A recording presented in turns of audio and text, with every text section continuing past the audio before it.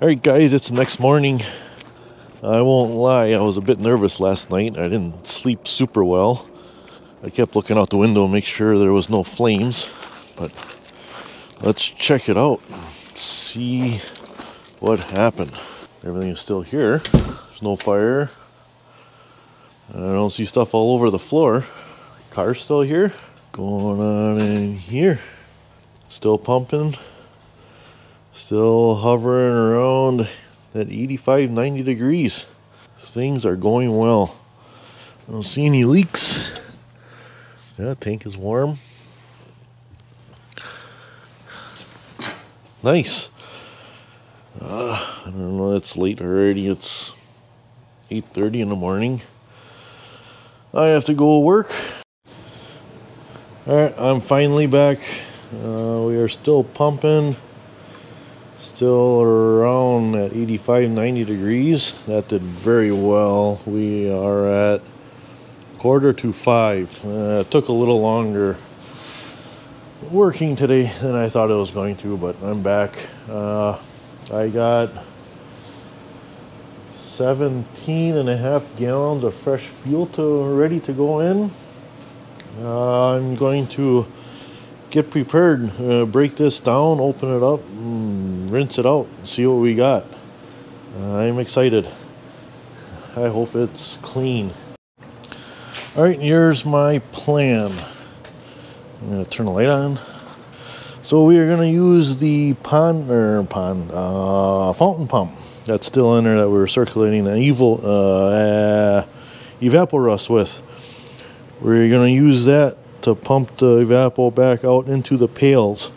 While it is doing that, I am going to start pulling this access port off the gas tank and start pulling those bottles back out. Once this starts going, I want to keep moving as fast as possible because, like I said, we do not want the evaporust to dry out inside of the tank. We want to keep it wet. I want to get in there, and I have this 3/4 full of hot water, and when we're ready, as soon as I get that access port out, get those bottles out, I'm going to pressurize this and then use this little nice POS sprayer, stick it down into the gas tank and spray all around. Try to rinse it out as best as I can. The lowest spot is right below this access port, so all the water should come back to this spot. And then, when the water comes back, I am going to grab the shop vac and vacuum the water out of the gas tank as quickly as possible. Once we get all the evapo completely out and whatnot, I'm going to open up the access port on this side, pull the fountain pump out, and do the same for this side as well. There's a big hump in the middle to go over the top of the drive shaft. So there's two lull spots, one on this side, one on the other side, those two access ports. Spray all around. I'm going to see how much I can get with what water is in that pressure vessel. If I have to, I will fill it back up and spray it again. It's hot water. I'm hoping that it will evaporate off before it causes flash rusting. And then, after I get that all dried out, like I said, I've got 17.5-ish gallons of fresh 92 ready to go into the tank, fill it up. I am going to be putting in 2-cycle oil, probably about 1/4-ish. I'm going to put a 2-cycle oil in before I put the gas in, and hopefully that'll help coat the gas tank and keep any extra rust at bay. So, without any more delays, we'll set you guys up, plug you guys in so the batteries don't go dead. It's going to be hard for me to show you guys everything that's going on, and I'm not going to be back to play with the camera a whole lot while this is all going on. I am going to, once I plug in that pond filter, which I'm going to do right now, pond filter. Oh my gosh, what the hell is it called? This plug is horrible. Can you see that? Look at that. It's all right. Once I plug this in and start pumping, I'm going to open up the other access port and get going. Here comes the evapo. You guys keep an eye on that. Make sure it doesn't overflow. Let me know.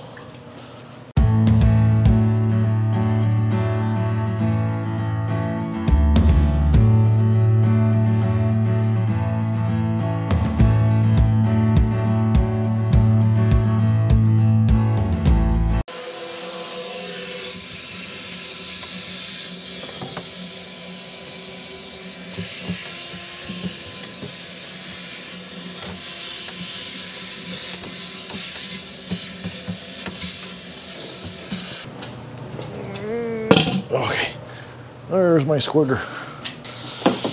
All right, we're gonna go for about, I don't know.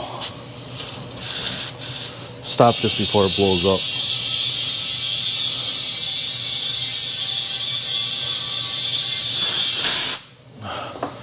$50 PSI. All right, I'll try and set you guys up to show you the other side when I do that side. So this in here. That in there.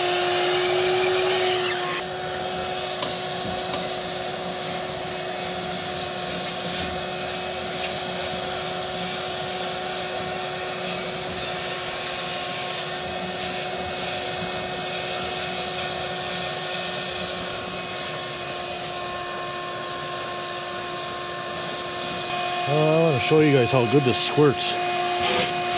Look at that. It's like a genuine garden hose.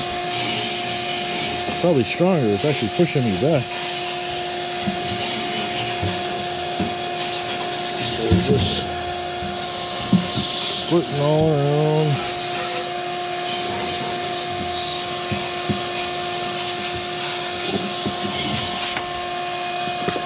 And I can see the water coming out of the other port too while I'm doing that. Like I said, I'm trying to do this as quick as possible because you do not want that evaporust to dry on the surface because, I don't know, it leaves a weird finish and it's very hard to get off once it dries. Put this whole nozzle in here and let it suck for a little while. Work that air through there and dry it out. Alright, I think it's pretty dry. Alright, this was the, well, this is going to be a hard port to see in because it's small, but this was the worst side. You can see it's pretty decent in there. I wish I could get a good light in there.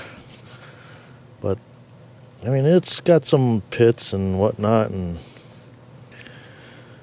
doesn't look brand spanking new, but man, that looks pretty darn decent. That, what you see down in there basically is like staining. It's not like rust. I wish I could get my hand all the way down in there, but it's not like chunky rust that's falling off. That's like staining. I can show you on this other side better. Look at this. Look at that tank. Looks nice. It almost looks like a brand new tank. I wonder if I can get you guys right down in here. I don't know if you guys can see anything. You can see more than I can see. Look at that.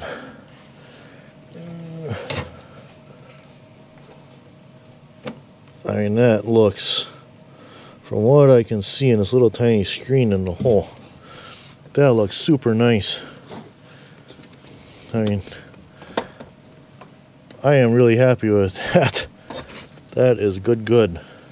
Get that sending unit in here.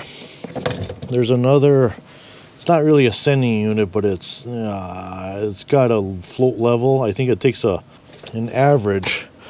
There's a float on each side, this side and that side, and I think it takes an average of both. Tells you how much gas is in there, and then there is a tube that goes from that side to this side to siphon gas over as you're using it to get it over that hump in the gas tank. So yeah, either way, now I'm gonna get that sending unit in here, get that seal cleaned up, get that one in, dump in the oil, dump in the gas, and then I can take my time because it'll be full of oil and gas and submerged, and there'll be no oxygen for it to rust. Sorry if this video isn't gonna be super superb. Like I said, I'm trying to rush through all of this so I don't get no flash rusting and stuff going on. And this is clocked a certain way. I'm not a fan of clocked flanges like this. Just put a little tab on it, so it can only go in one way. There you see this sending unit, and got it all cleaned up. Got a new sock on the bottom here. And these socks filter out any kind of big chunks that are going to try and go through. You can see this sealing surface is all nice and clean. Hold it down. There's a spring in that sock that wants to push it back, just like I did on that Chevy. I'm going to spray this all down. This is chain, basically chain lube. It says chain and cable, but we hose all this down. And see, there's like this little pocket in here. We're going to fill this pocket right up, so this totally saturated in oil all the time. Get it on these lines, these fittings here. And tighten it down. Don't want to go too tight with these. They actually come up kind of like a valve cover bolt or valve cover nut. You can feel them come up to a hard stop. You want to stop right there. There's no vibration or anything on these. They're not going to loosen up. No use over tightening these. A lot of these nuts, these nice shiny new ones, I get at like the pick and pull, the junkyard. Anytime you go there for parts, you go through the interiors and you find nuts and bolts and pull them out of interiors of vehicles. And they're always nice and clean and like new in interiors. Let's get cleaned up here again. Just this inner ring, that inner seal seals up, and then the top seals up against that plastic. This is the fuel filter. It's right in the sending unit. That's brand new. And this is all completely clean. I mean, it's got some staining, like I said, but all of this has all been clean and it's all new. All new, and there's a Walbro, whatever the hell it is. 450, 255, something or other in there. Sorry, I'm not blowing on you guys. I'm not blowing you guys. Blowing the nuts out.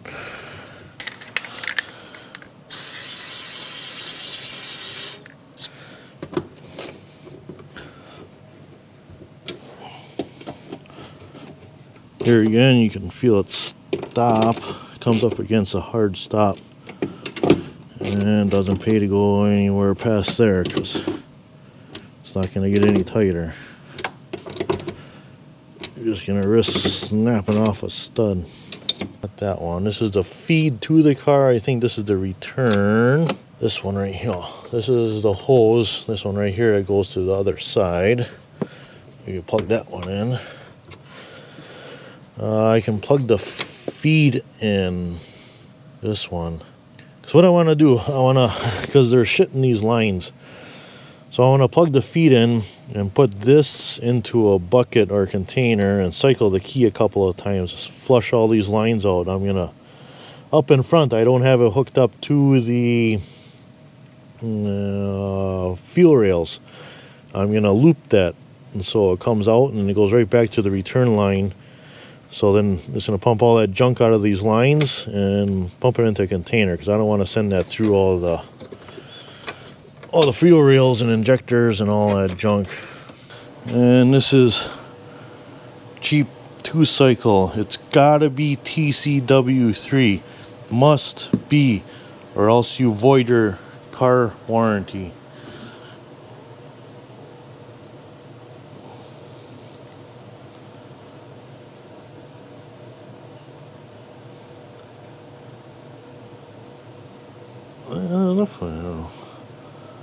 There. That'll be about 50 to 1, right? This one, that's a factory plug.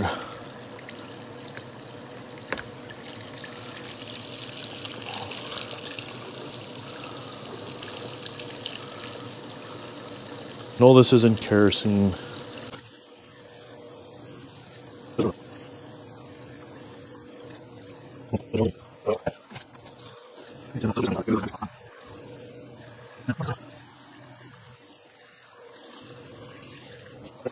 I just saved like 2 hours and a big mess on my floor by not being compliant. Wank, wank. Okay, well, I forgot to hit the record button, but you can see there's blue gas in here. What I did is I looped the feed hose back into the return and then stuck the return back by the gas tank in this jug and cycled the key a few times to get that old crappy gas out of this line, or both of these lines actually. So then we got fresh gas. There are no dirty crap in the lines all the way up to the rails now. I'm pretty stoked. This is a long time coming. There we go. Now, the long-awaited start on the fuel pump off the gas tank and everything. I think I can actually take this car for a drive after this, if it starts. First time starting on the gas tank. Everything hooked up and as it should be. Cycle the key a couple of times just to make sure there's no leaks on the sending unit. Oh, it looks good. Clutch feels good in neutral.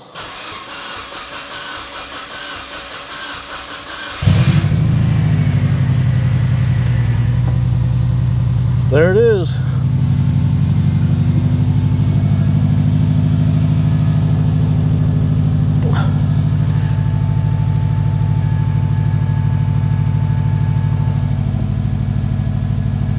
Fuel pump is running.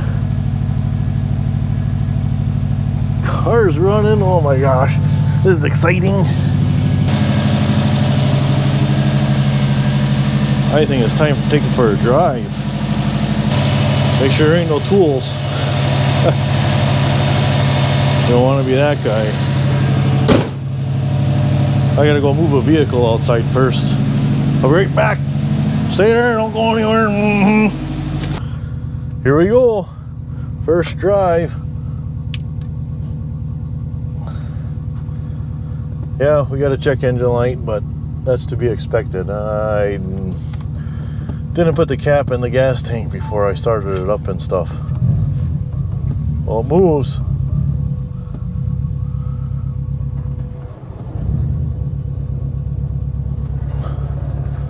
All my mirrors are folded and I can't see nothing. Mirror.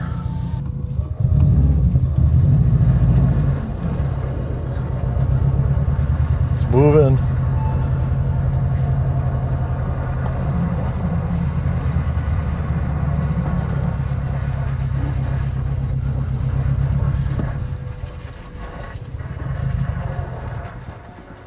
Oh, it died. Oh, that's bad. I wonder, do they still have that learning crap that you got to go through with these cars? I know that last Subaru, that RS I had, and you had to go through an idling learning procedure. Otherwise, it would die like that until you did it. And I don't know if you got to do that with these or not.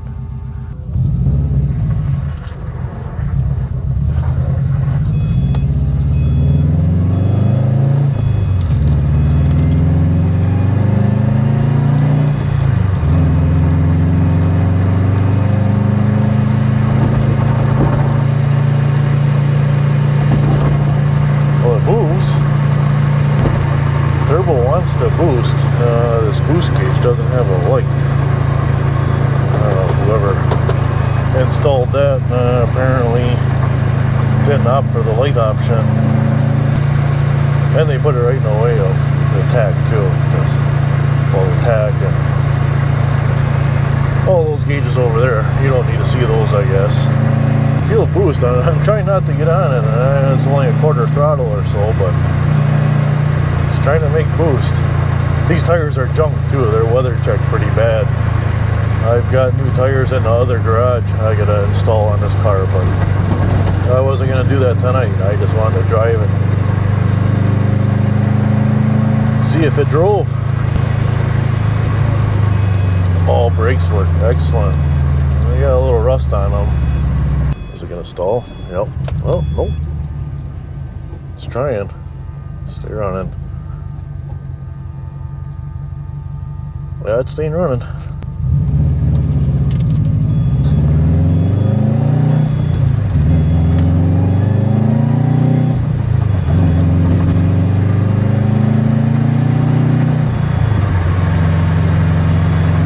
Well, goes pretty good. I didn't even get on it. No, I was just, again, that was like quarter throttle, but man, it wants to pull. It's a bit loud in the car because I don't have that back seat in and I don't have the fuel ports in, those covers for the fuel ports. So it's a bit noisier than what it should be in here. I didn't want to put those in quite yet in case there was leaks and stuff I wanted to see. Alright, I'm going to put the camera down. I don't know why these lights are on down here, these blue ones. I don't know, do those stay on all the time? Is that supposed to be on? I have no idea. Yeah, I'm gonna put the camera down and I'm gonna drive a little bit. We'll come back. Man, this thing is just super sweet. It's been running excellent. Give it a little outside look. I went around, put on probably about 10 miles driving around. And yeah, it's just running just about flawlessly. I think, like I said, I gotta do that idle learn deal, but other than that, man, it's been awesome. A lot of fun to drive.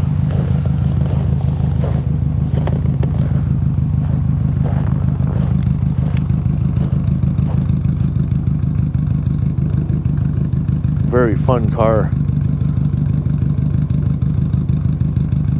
It's like, I think it's -2 again out here again right now. Is there only one license plate light? No. One's burnt out. I don't know if you guys can hear that click, click, click, that heat shield, that one is a little bit loose underneath there. I held it with a screwdriver and the noise goes away. Man, it is running amazing. Can't wait to put tires on it and go for a cruise in the daytime.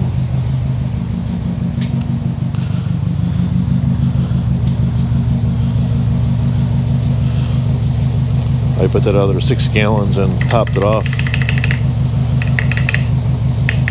Help dilute that 2-cycle oil a little bit more. Alright, and until next time.